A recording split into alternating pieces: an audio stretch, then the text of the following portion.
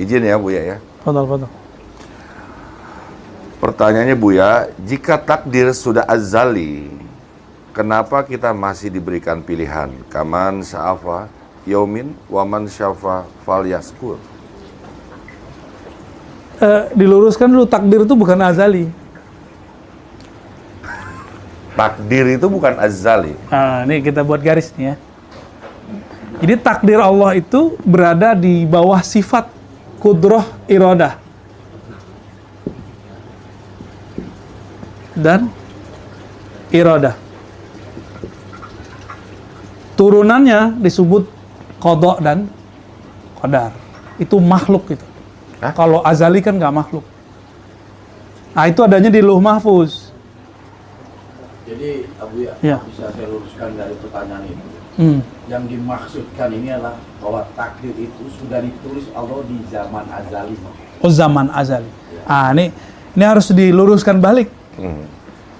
Dalam istilah ahli kalam, itu zaman azali jadi masalah. Tapi dalam istilah ahli tasawuf, zaman azali boleh disebut istilahnya zaman azali. Tapi istilah ahli kalam nggak boleh nyebut zaman azali. Nah, ini mau jawab versi mana nih? Versi kalam atau versi tasawuf? Bingung kan? Nggak bisa konfirmasi kan? Dia hanya bilang jika takdir sudah azali, Oke. bukan di zaman azali.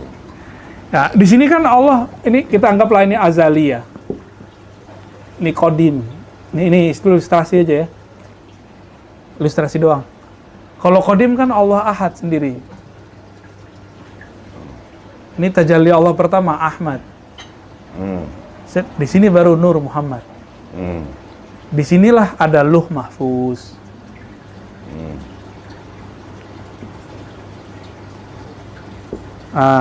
Kalau takdir azali, waduh, itu susah deh jawabnya. Gak enak aneh, ada Maulana soalnya. Jadi gimana? Gak sopan aneh kalau jawab ini. Ini gak, Izin dijawab aja. Biar nggak penasaran. Assalamualaikum warahmatullahi wabarakatuh. Bismillahirrahmanirrahim. Ashhadu an la ilaha illallah wa ashhadu anna Muhammadar Rasulullah. Allahumma salli ala sayyidina Muhammad wa ala ali sayyidina Muhammad. Rabbis rahli sadri wa yassir li amri wahlul 'uqdatam min lisani yafqahu qawli. Amin. Bismillahirrahmanirrahim. Salam hormatku, salam ta'zimku, salam kasih dan sayangku kepada para jamaah Uripi Allah, para pendengar dimanapun Anda berada, baik yang ada di dalam ataupun yang ada di luar negeri. Semoga kita semua senantiasa selalu di dalam lindungan Allah Subhanahu wa ta'ala. Amin ya rabbal alamin. Alhamdulillahi rabbil alamin. Berkunjung ke zaman azali atau berkunjung ke Lauh Mahfuz. Apakah mungkin manusia bisa berkunjung kepada zaman azali yang dulu pernah ditulis kodok dan kodarnya, nasib-nasibnya seluruh manusia ataupun seluruh makhluk? Apakah kita bisa berkunjung ke sana? Apakah kita berkunjung ke Lauh Mahfuz, ke sisi Allah? Jadi hakikat zaman azali, hakikat Lauh Mahfuz, hakikat Arasy itu semua berada di dalam uripe Allah. Bila kita masih menjadi Tuhannya diri manusia kita, maka kita takkan pernah tahu itu semua. Alhamdulillahirabbil alamin. Di sisi manusia sudah diterangkan bahwa setiap manusia itu sudah ada nasibnya sendiri-sendiri. Sudah ditulis di zaman azali, di Lauh Mahfuz nasibnya sudah ditulis. Maknanya ditulis adalah ketetapan Allah, qada dan qadarnya Allah.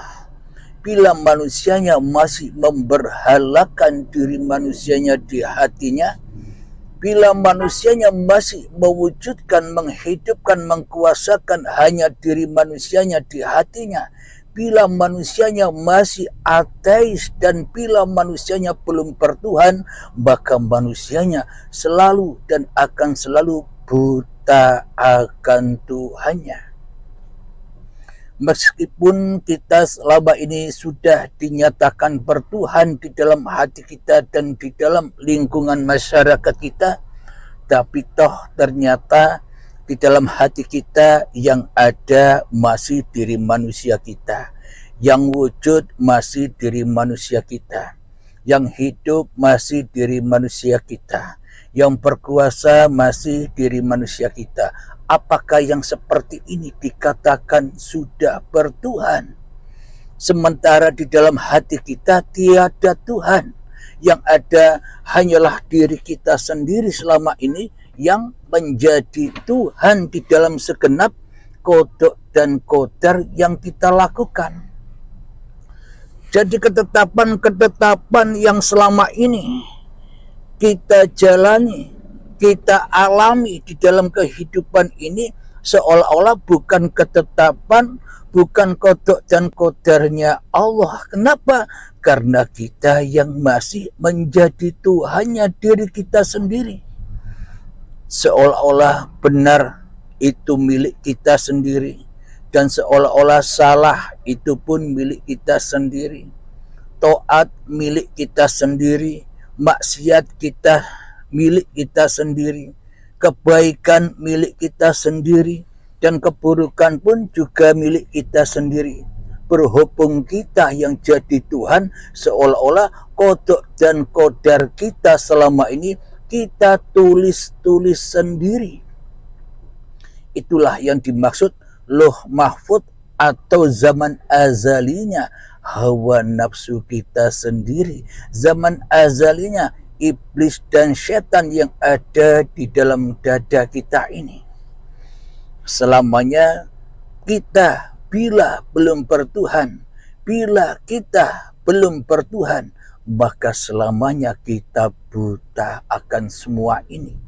Semua hanya bayang-bayang, semua hanya halusinasi saja, dan semuanya hanya imajinasi manusianya saja di dalam bertuhan dan beragama. Hanya eto-eto wai, formalitas wai, tapi ternyata di dalam hati kita tak ada Tuhan kecuali diri kita sendiri. Maka dari itu marilah kita bersama-sama berkunjung atau mengunjungi alam azali yang dulu pernah ditulis takdir-takdir kita. Mari kita kunjungi Lauh Mahfuz.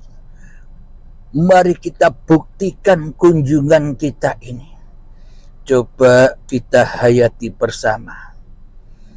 Bila di dalam hati kita sudah rela, ridho, pasrah, menyerah kepada hanya Allah yang ada, hanya Allah yang wujud, hanya Allah yang hidup, hanya Allah yang berkuasa, maka itulah yang dimaksud zaman azali itu.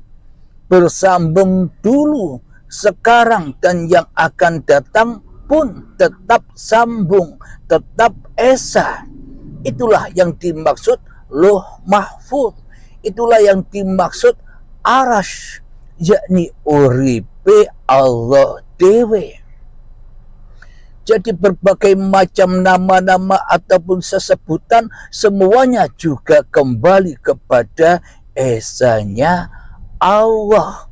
itu bila bisa kita ketahui, bila kita selalu dan selalu membela agama Allah daripada membela agamanya setan.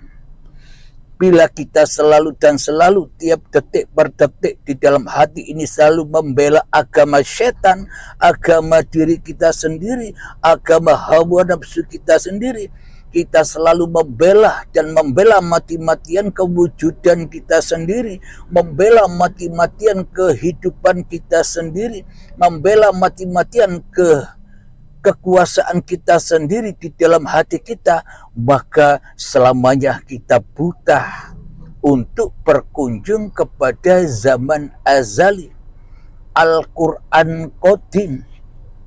Kita buta kepada Arsyil Azim, kita buta kepada Lauh Mahfud, yang mana itu semua hanyalah uripe Allah Dewi. Apa buktinya? Mari kita kunjungi dengan sebenar-benarnya mengunjungi zaman azali dan Lauh Mahfud serta Arsyil Azim.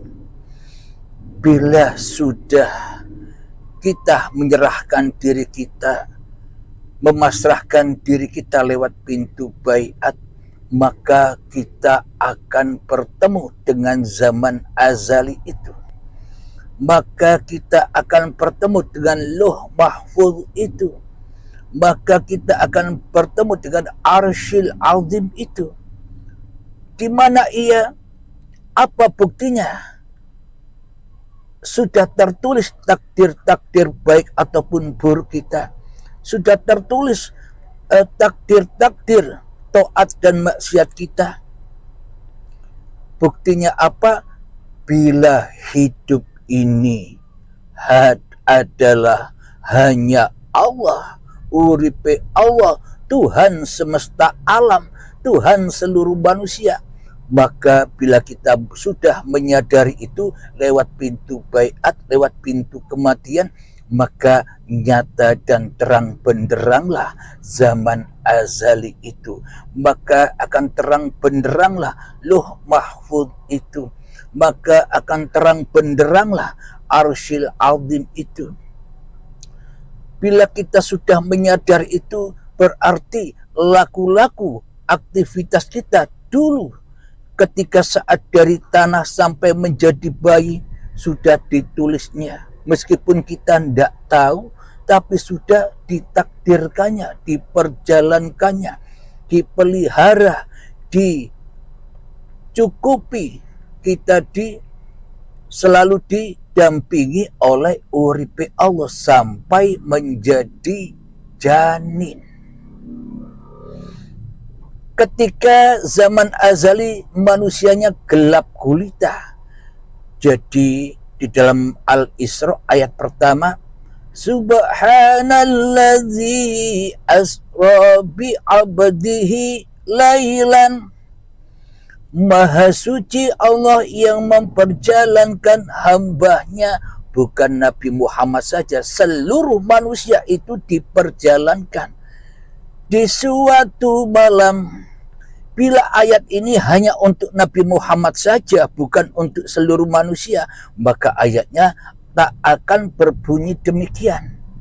Bila hanya Nabi Muhammad saja yang diperjalankan, bila hanya Nabi Muhammad saja yang bisa Isra Mi'raj, maka ayatnya pasti berbunyi Subhanalladzi asra bi Muhammadin bin Abdullah.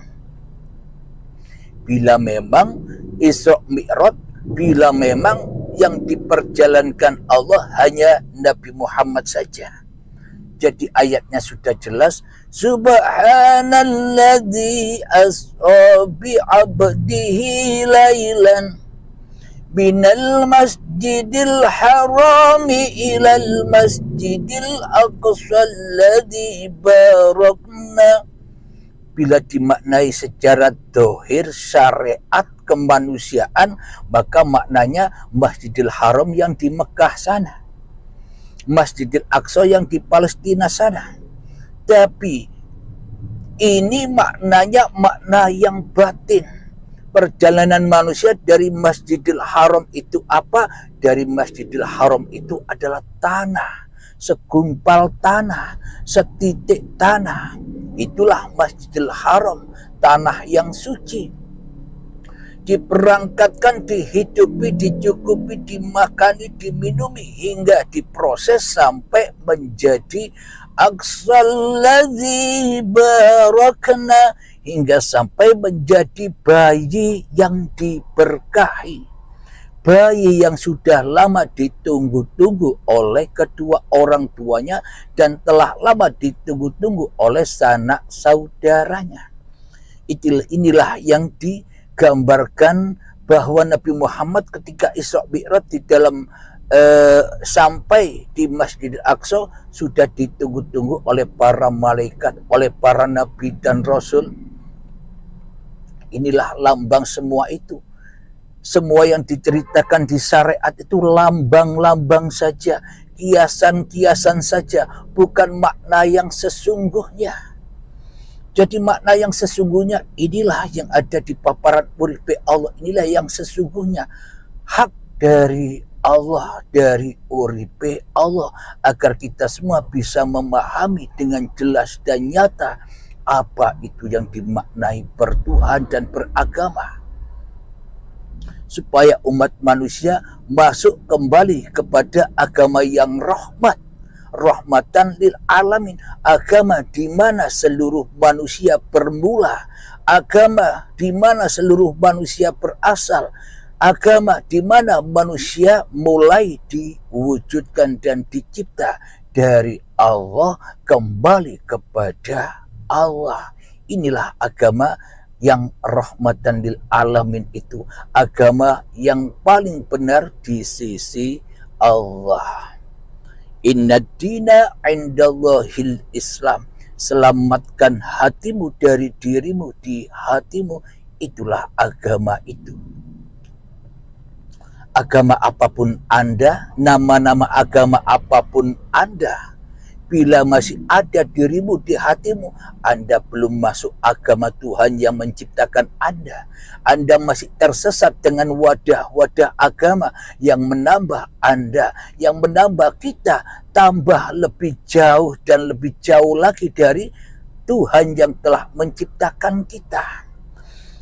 Jadi meskipun agama-agama kita berbeda-beda nama agamanya, ada Islam, Nasrani, Yahudi, Majusi, Buddha, Hindu, dan sebagainya, akan tetapi jiwa kita harus beragama-agama yang rahmatan lil alamin, agar kita tidak saling mengejek, agar kita tidak saling menggunjing, agar kita tidak saling bermusuhan dengan agama-agama wadah-wadah yang sudah diwadah-wadahi oleh iblis dan setan. Kenapa agama wadah-wadah itu dihuni oleh iblis dan setan? Supaya memudahkan iblis dan setan mengadu domba antar manusia, mengadu domba manusia antar negara, mengadu domba manusia antar agama, mengadu domba manusia antar golongan, mengadu domba manusia antar aliran-aliran, supaya kita tetap jadi miliknya, agar kita menjadi budak-budaknya setan yang mudah dipermainkan, yang mudah diadu domba. Alhamdulillahirabbil alamin. Untuk apa kita diciptakan? Untuk apa bayi ini diciptakan? Haulahu linuriyahu min ayatina, supaya bisa menyaksikan ayat-ayatku, maknanya supaya bisa bertemu aku, supaya manusia bertemu Tuhannya. Tujuan manusia diciptakan tak lain dan tak bukan supaya manusia bisa bertemu dan menyaksikan Tuhannya. Itulah maksud dari Lauh Mahfud, yang dimaksud dari Arsyil Azim, yang dimaksud dari zaman azali, sudah nyata di setiap dada-dada kekasih-kekasih Allah, di setiap dada-dada para nabi dan para rasul. Jadi zaman azalinya sudah tak goib lagi, bersamaan dengan nyatanya jelasnya Allah di dalam hati para kekasihnya. Jadi zaman azalinya ndak goib, nyata. Apa buktinya? Setiap apa yang kita lakukan sepertinya seolah-olah kita yang melakukan bila orang lain melihatnya.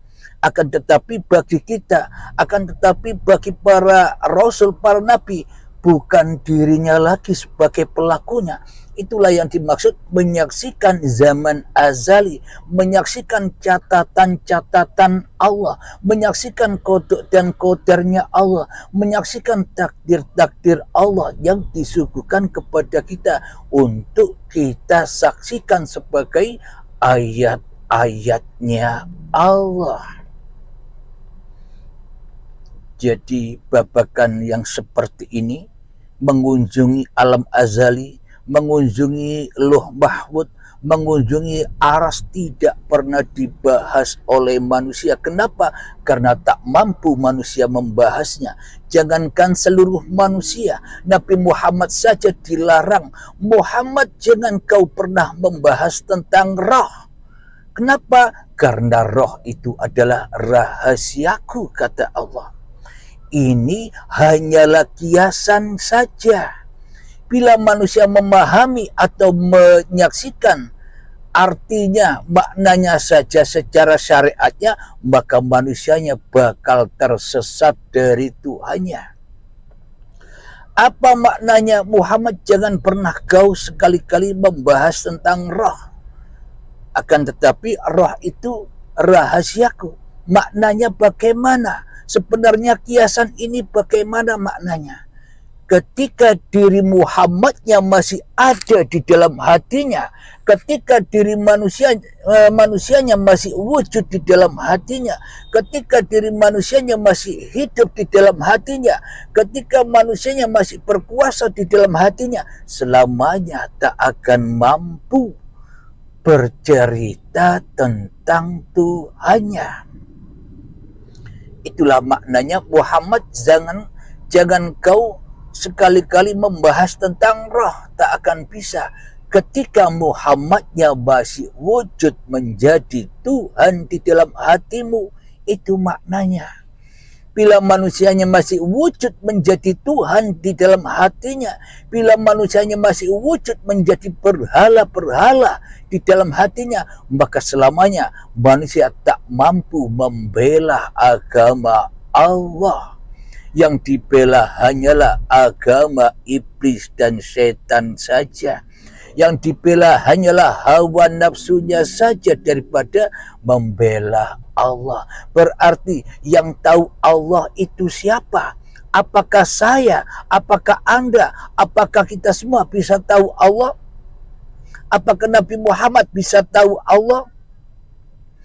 Ketika iman di dalam dada kita, araftu rabbi bi rabbi, aku mengenal Tuhanku dengan Tuhanku. Maknanya bila kita selalu dan selalu membela hanya Allah yang ada di dalam hati kita daripada diri kita sendiri, maka yang bisa menceritakan ini semua ya uripe Allah dewe. Bila manusianya tak ada hidupnya, apakah bisa bercerita seperti ini?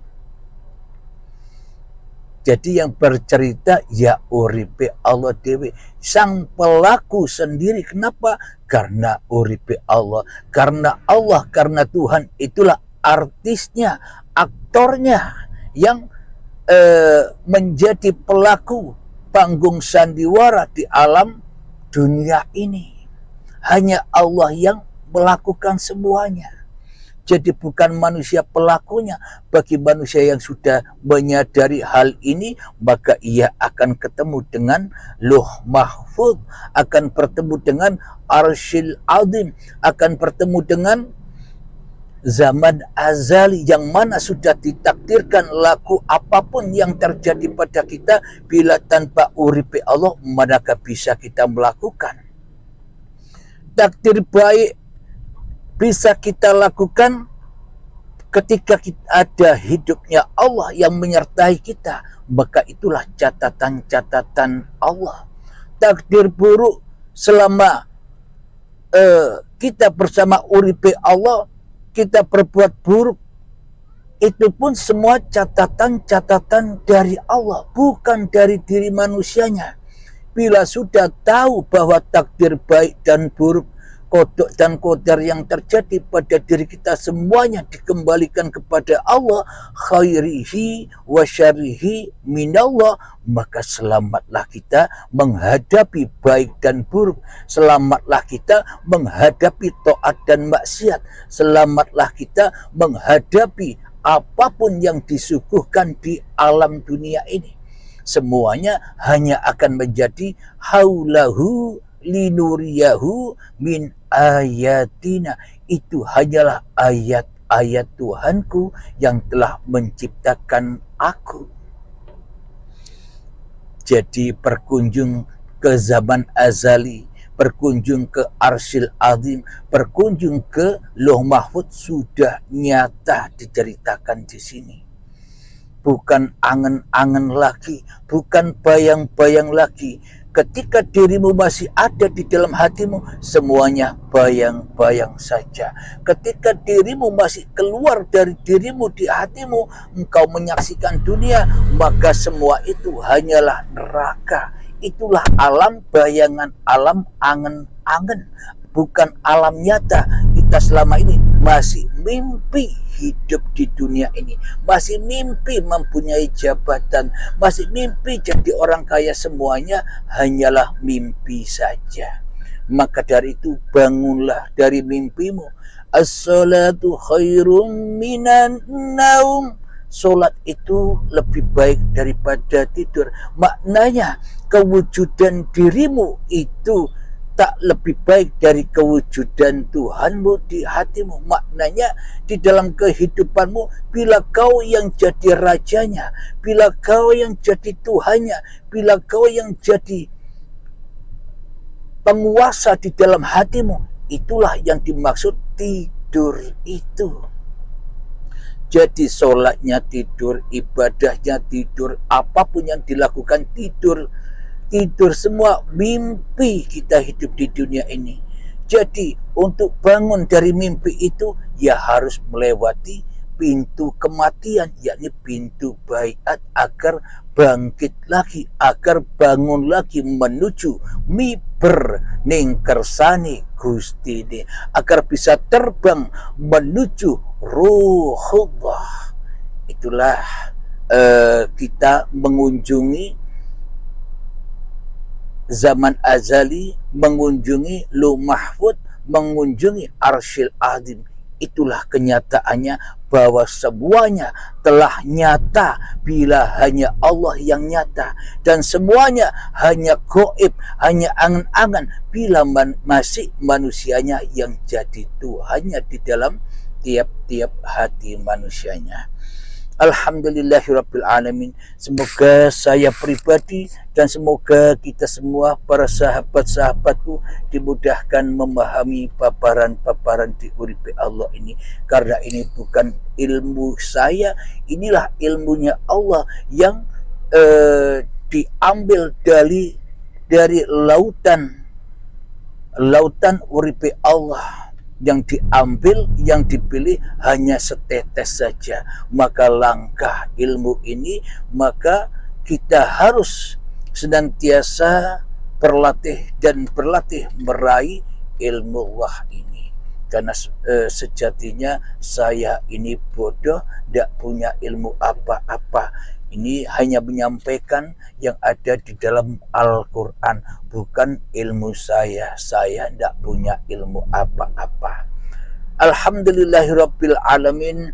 Semoga kita semua akan menjadikan paparan-paparan Allah ini sebagai pelajaran dan pegangan di dalam kehidupan ini, agar tidak tersesat lagi hati kita kepada yang selain Allah. Amin, amin ya rabbal alamin. Akhir kalam. Assalamualaikum warahmatullahi wabarakatuh.